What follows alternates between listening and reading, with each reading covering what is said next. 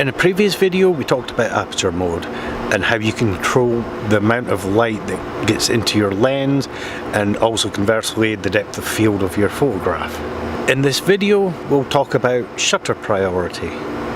If you have a standard dial, that's the S setting on the dial. If you have a Canon, it's actually labelled TV, T for time, and that's really exactly what it is. You control the amount of time that the shutter stays up and therefore the amount of light that hits the sensor. All cameras will have slow and fast shutter speeds. Most cameras will have a 1/2000, 1/4000, 1/8000th of a second shutter speed, very fast shutter speeds. They'll also go down to usually around about the 30-second mark. After that there's a setting called B on your dial, bulb mode on Canon. I'm not sure what it is on Nikon, and you can use the bulb mode for longer shutter speeds if you so desire. Now if you set your shutter speed to a low value, 1/4000, 1/8000th of a second, everything will be tack sharp. Even the fastest cars and planes don't travel that much in 1/8000th of a second, therefore you get a sharp picture. However, because it's so fast, you're not letting a lot of light into the camera. There's not a lot of light that actually hits the sensor.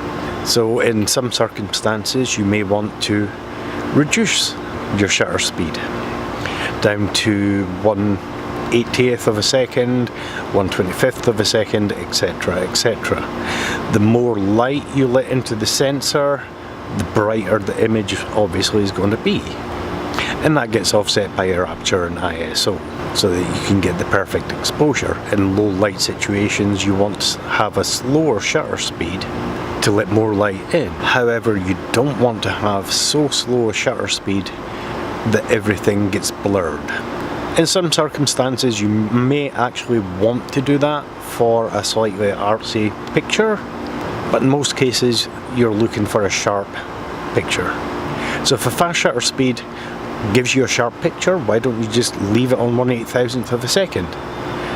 As I said a bit earlier, it depends on lighting and other conditions. It just may be too dark to take a picture at that kind of shutter speed.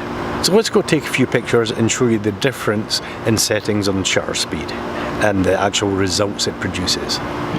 So here we are, we've come down to this location to shoot a couple of shots to show you the difference in what shutter speed actually makes. Now the slower the shutter speed you use, the longer your exposure is going to be, which means your camera is liable to shake and make the image not clear, which is why you need one of these things, a tripod. So first off we'll take a picture at 1/4000th of a second. Everything will be tack sharp. Then we'll reduce it down to around about 1/10th of a second. Then we'll take it down to half a second, and we might even try a shot at 1 second. However, given how bright the day is, that might just get blown out, but we'll give it a shot and let's see what happens. So here we are, and as you can see I've imported the pictures that we took into Lightroom. Also, as you can see, I haven't touched any of the controls. These are the raw pictures that we took straight from the camera. The first picture was taken at 1/4000th of a second. Now you should pay attention to the f-stop, your aperture, it's at 6.3, and also the ISO setting here is at 1600. And as you can see, everything here is in focus. The cars that are moving are nice and tack sharp, everything in the background nice and sharp. Second picture, we dropped the shutter speed down to 1/30th of a second. Now take a look at your f-stop. It's dropped all the way down to f25, and the ISO is dropped down to ISO 200 to try and keep the same level of light, the same exposure in the photograph. Anything that's not moving, as you can see, is sharp, but take a look at this SUV right here. as you can see, it's starting to get slightly blurred. We'll drop the shutter speed again, this time down to 1/10 of a second. Your f-stop has now dropped down to 32, which is the maximum it will go to. ISO still 200. You'll notice overall there's been a slight increase in the exposure of the picture, but everything that hasn't moved is still sharp. This truck, however, is badly blurred. It's called motion blur. We'll drop it again. This time it's down to half a second.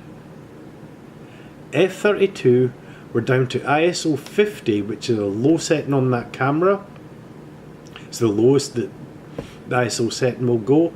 I also had to employ a little trick where I underexposed this picture by 5 full stops of light, just so that the picture wasn't seriously overexposed. It is actually overexposed quite a bit, you can tell by the histogram up here, but we're not looking at that. We're interested in shutter speed and what it actually does. Anything that's not moving, as you can see, is still sharp, but look at the motion blur that we're now getting on the cars. You can create some interesting effects, especially at night when cars have their lights on. By doing this, you get some nice light streaks coming across your frame. Things in the background, especially since we've dropped all the way down to f32, everything is sharp.